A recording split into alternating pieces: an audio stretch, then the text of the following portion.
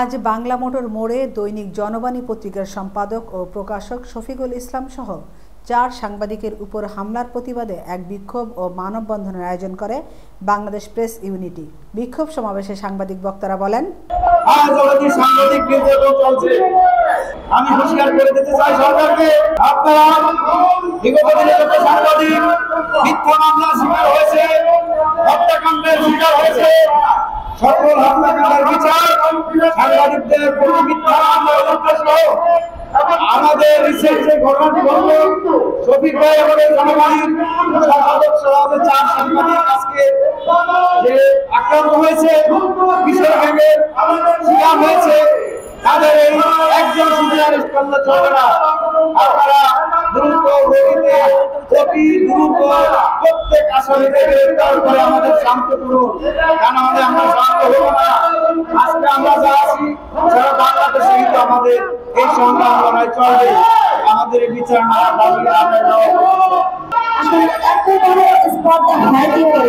সাংবাদিকদের গায়ে এখন হাত তুলেছে, এখন আবার সংবাদকের গায়ে হাত তোলা শুরু করেছে।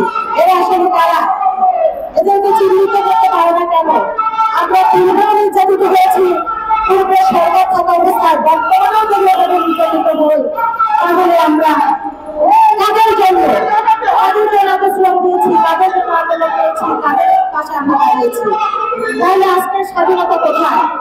আমাদের কথা বলার জন্য স্বাধীনতা না থাকে, আমাদের লেখার জন্য স্বাধীনতা না থাকে, তাহলে আমরা কিভাবে স্বাধীনতা পেলাম? আমরা তো রাষ্ট্রীয় সম্পদ। আর কতকাল আপনারা চুপ করে থাকবেন?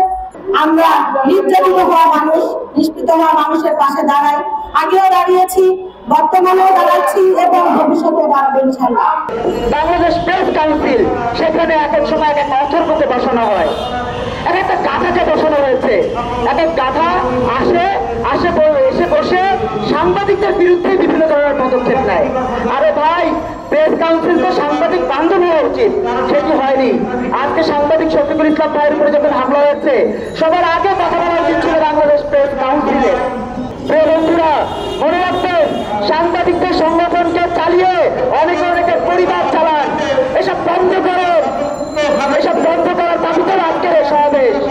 সাংবাদিকদের সংগঠন চালিয়ে পরিবার চালানোর নীতি বাদ দেন, দেশের জন্য কথা বলেন, দেশের মানুষের জন্য কথা বলেন, সাংবাদিকদের জন্য কথা বলেন। তা না হলে আগামীতে আপনারা পিঠের চামড়া থাকবে না।